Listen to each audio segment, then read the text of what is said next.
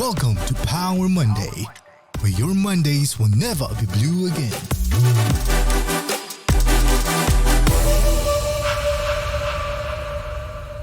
Hello everybody, good morning and welcome back to another episode of Power Monday, where your Mondays will never be blue again. As always, my name is Taufik, and if this is your first time tuning in, Power Monday is ERA's original podcast where we bring in the best of the best in the industry to share their real life journeys, the strategies that kept them through, and the best practices for success. So if you guys are looking for your weekly dose of motivation and inspiration, we'll be here for you every Monday, 10 a.m. And you guys can also catch us on 1ERA YouTube and 1ERA Spotify. So here today, joining me in the Power Monday studio is a trusted name in real estate, celebrated for his honesty, professionalism, and calming presence. Now, with years of experience, he has built lasting relationships through his ability to listen, guide, and support clients at every step of their journey.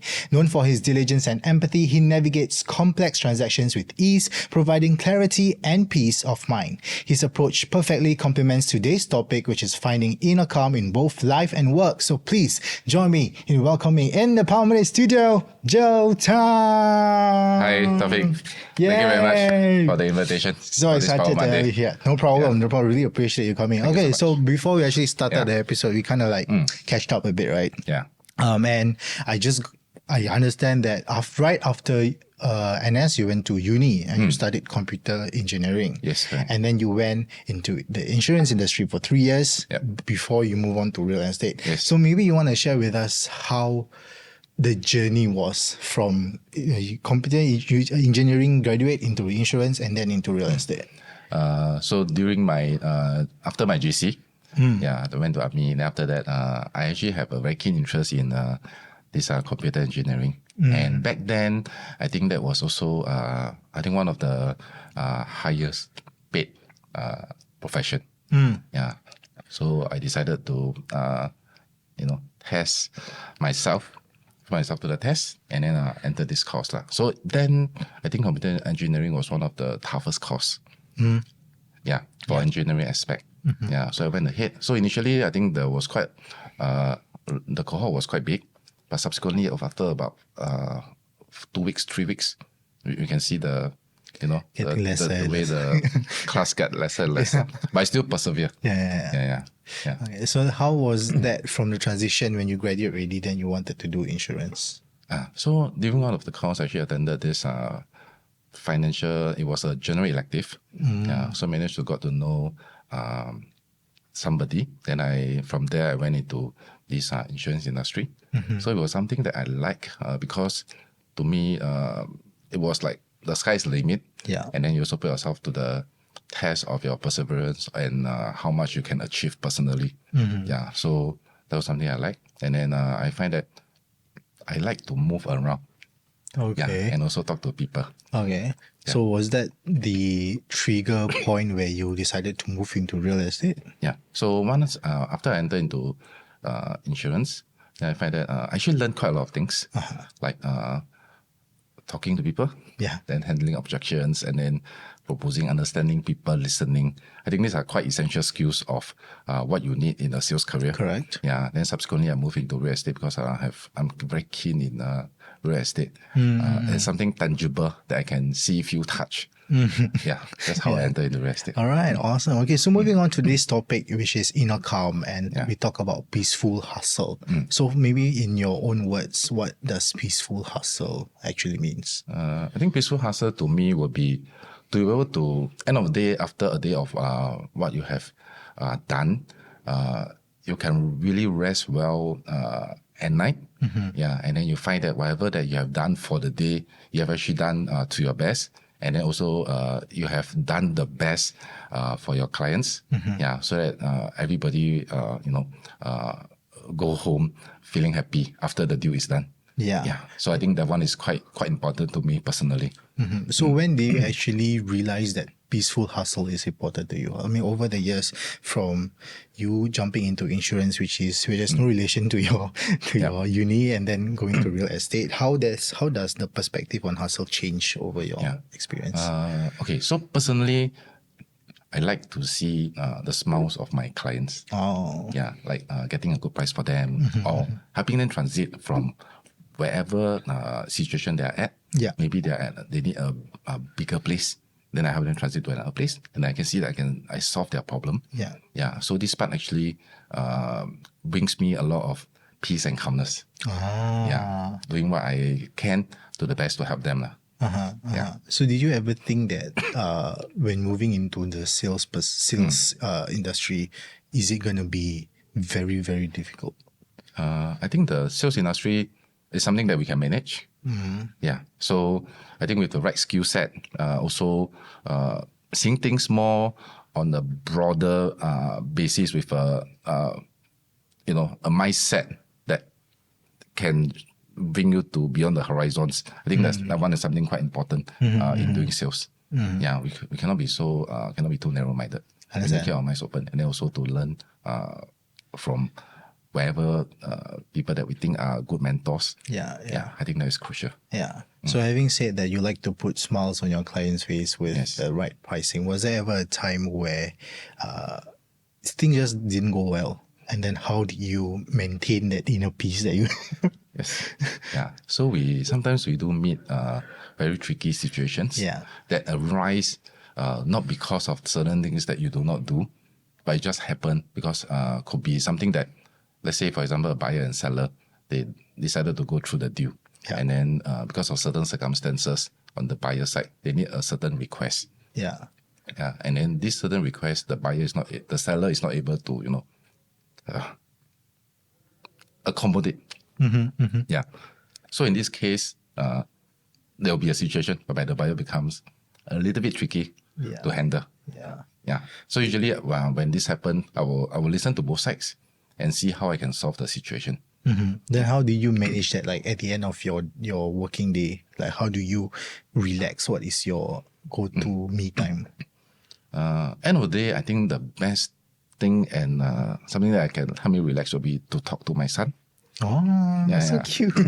Yeah. So that's something that I really enjoy. Yeah. So currently he is going to is at primary 2. Oh. Yeah. So this year just started primary 2. So I enjoy talking to him. Usually when I talk to him, I'll ask him, how's his day?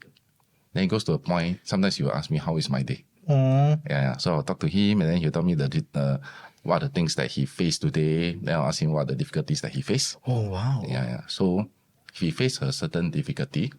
Like recently, he was doing this crossword puzzle thing. Yeah. So he was telling me he finds it very difficult to do. Then I asked him, so how do you do it end of the day? Then he was telling me, I just look to the front, to the left, to the right. Then I copy. So then I asked him, okay, so you copy. So I mean, that's one of the way to get things done. Then I asked him, actually, there's a way to do this in a certain manner. So I explained to him. Then he gave me the look that, actually what you say is true. We can do it in this way. Yeah. So I think putting this back into the context of sales, I like to attend trainings so that I can learn from other people.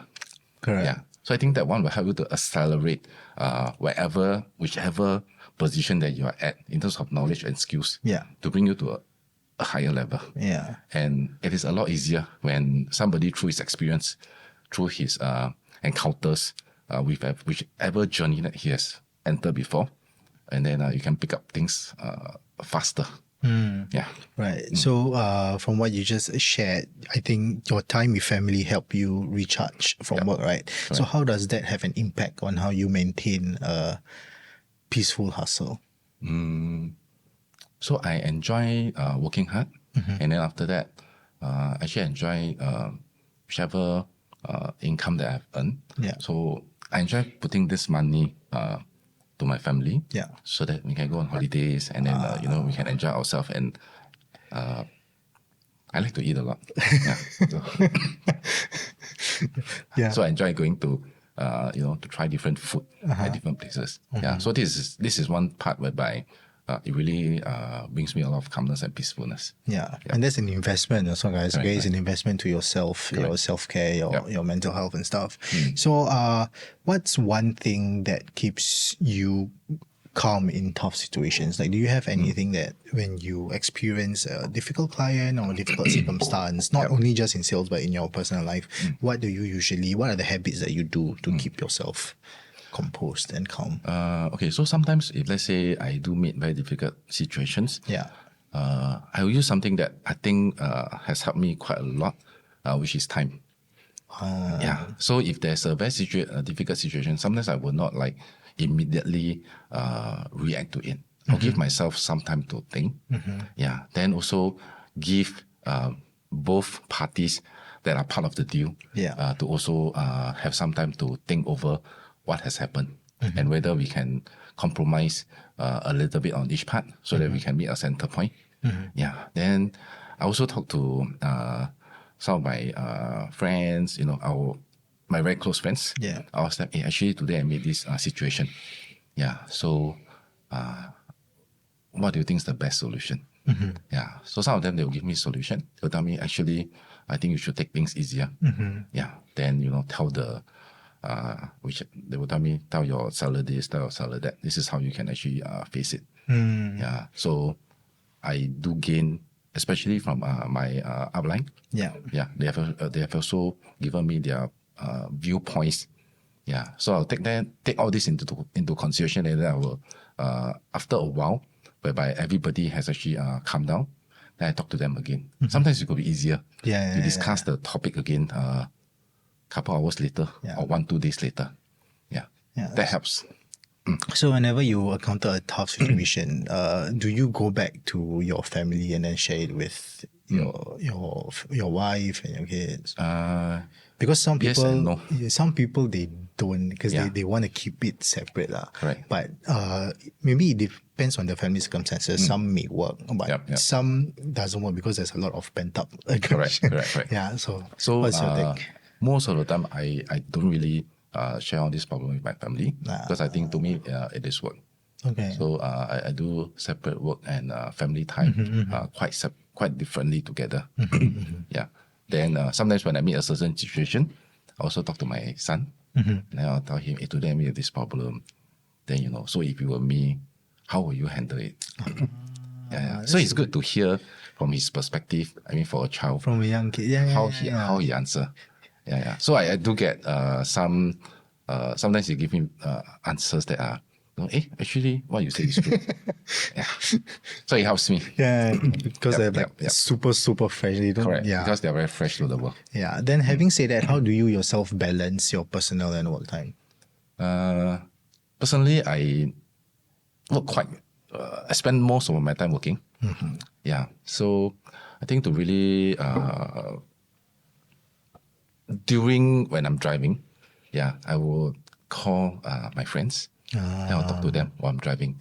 So that part of the journey actually allows me to really relax. So that's like your me time also. So that's my personal time. Yeah. So your rest. I think the driving portion give me a lot of personal time because after when I reach home, other than family time, then you'll be most of the time back to work again. Yeah. How do you prioritize your self-care? Because being a salesperson, you are sometimes packed with appointments, viewings, whatever. So is self-care important to you? And how do you prioritize it or make sure that every week or every other day you have time for yourself? I'll set up time for self-care. Yeah. So recently I've also resumed back to running. Oh. Yeah. So I'll set a certain target for myself. Yeah. So to keep my body healthy. Yeah. Then other than that, I really care about my personal health. I think health is really wealth because without health, you cannot really do a lot of things. Yeah. So to me, personal health checkup, all this are quite important. Yeah. So all this I see as a priority other than just working. Yeah. So, at which point do you see self-care as a priority? Was it only when you started real estate or at the very start in your career as a salesperson, you already understand that, I need to do self-care regularly because it's important? Yeah. So I see self-care as important when I see some of my clients, they were with me through different stages of their life. Yeah. Yeah. So I realized that when I see a certain scenario that really happened to some of my clients, right, it was really a wake up call to myself.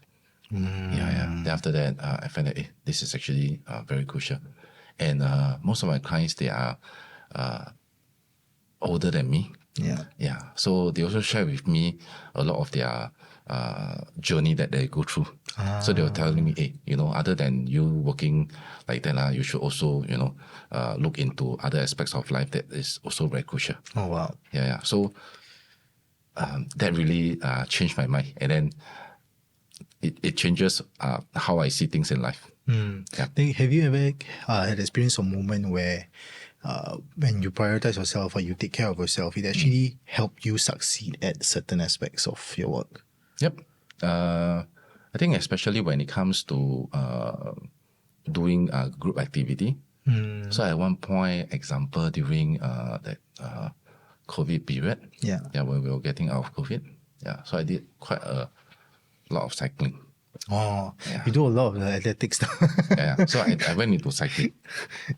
So I was cycling with my friends. Wow, that one really pushed my mental perseverance and all that to the next level. Because I am not really someone that can really cycle such a long distance. So through that, actually, I built a lot of bonds with my friends. So from there, they also trust me as a friend, and then they also refer me deals and things like that. So I think it is a win-win for everybody. Also for myself, and I'm also very appreciative my biggest takeaway was to actually I become healthier. But then in the end, you also got some leads from it. Yes, correct. So that's something that I really appreciate. So you mentioned that when you experience or you talk with your clients who share about their own personal journeys, right? Then we come into the topic of creating meaningful connections with your colleagues and your clients, right? So how does that contribute to your sense of fulfillment in life? I think meaningful connections are important. I do pick out like who are the people that I think will create meaningful connections. So there are some meaning what? there are some clients that really inspire me a lot. Then I will put in the extra effort to really have coffee with him. Then he also share with me his life journey, what are the things that he learned, and then the certain different aspects, the way how he does his business. Then he tell me why he do things this certain way, why he do things in another manner compared to the rest of his competitors. So I still remember this particular businessman. So he's someone that is in his business a very successful businessman. So one day I was asking him so far from his so many years in the industry, what is something that make you where you are today? So he told me a couple of wise words. So he told me when he does his things, either he don't do it, or if you want to do it right, then he will really do it to the best.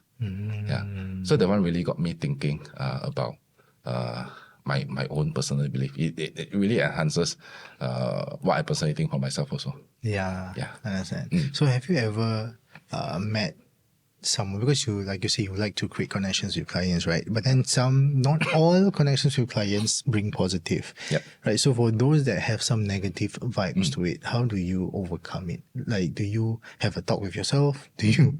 Okay. So far, all my clients are quite positive. Great. We do meet with some clients who are a little bit negative. So in that, when they are negative, we all can feel it. Correct. Then I will look deeper into what made this person the negative person. So I believe that we always choose the best for ourselves. Correct. So if he were to choose to be negative, something must have happened to him. Then I'll try to understand more. Then if I can, I will also influence him, to get out of that negativity state. I'll do my best. But if it's really not possible, he has become somewhat better. I think that's also good. Yeah. So you try not to take in at the first glance what negative things they say lah. You Correct. put yourself in their shoe. Not Yeah, I want to understand literally. more. Yeah, you understand like what may have caused it. So Correct. that's where you take your time to understand. regulate your emotion, regulate your client's emotion. Yep. So from there, we can also learn a lesson from it that this thing actually caused him to be negative. Yeah. Then you can also tell yourself, this thing must not happen to me. Yeah. Yeah. Yeah. So from the way you just shared with me and the way you speak to me, it seems like you very good at handling stress. have you even quite been okay. stressed? Okay. I have really met some very difficult situations myself. Yeah. Then some of them got me like a couple of days to really think of a solution. Yeah. But it's okay lah to take time. It's okay. It's okay. And then sometimes you need to put in extra effort to solve the situation. Correct. Because it's okay to take time, but it's not okay to take so long. Correct. Yep. So I think I'm able to handle most of my stress all this while. Yep. So why do you think it's important to have inner peace at such a fast-paced industry? I think it's important in terms of mental health. Correct. Yeah. So mental health is something that is crucial for especially for us in this industry. Yeah. Yeah, because we don't just meet with we are dealing with people. Correct. Yeah. So you deal with people. Different people have varying expectations. Yeah. Some of them we have very nice client that their expectation is not so high. Yeah. But when you jump to the next spectrum, whereby you have a super demanding client to handle with, you really need to be able to change your mindset and then shift it to another spectrum whereby you tell yourself, wow, this is something very extreme, something very different. So to be able to juggle this, I think the best way will be to do it multiple times. Yeah. To handle it multiple times. Experience so they it, have experience. Yeah. And then also sharing your experiences with somebody that you know, your mentor and all that. Yeah. So that they can also advise you. So we do, I also look up to my mentor and also the head of my group.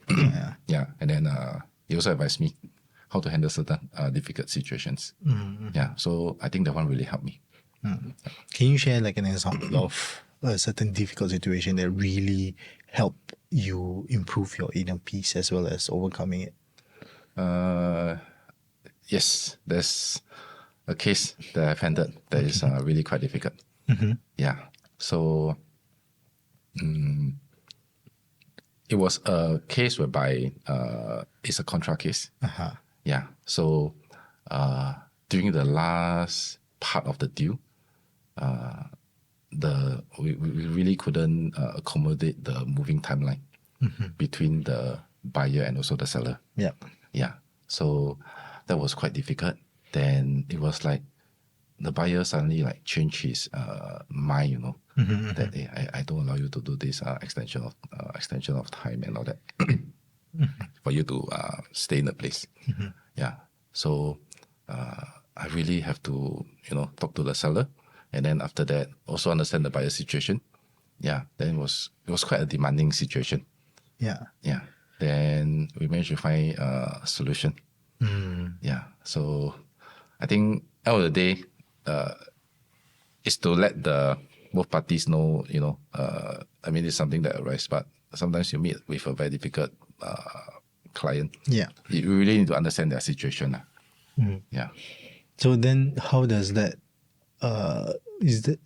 like make you understand more how inner peace is very, very important? Like I'm pretty sure you're not just handling that one case, right? So there are other cases, right? Right. So you can be overwhelmed Yes. with stuff. So how do you regulate that?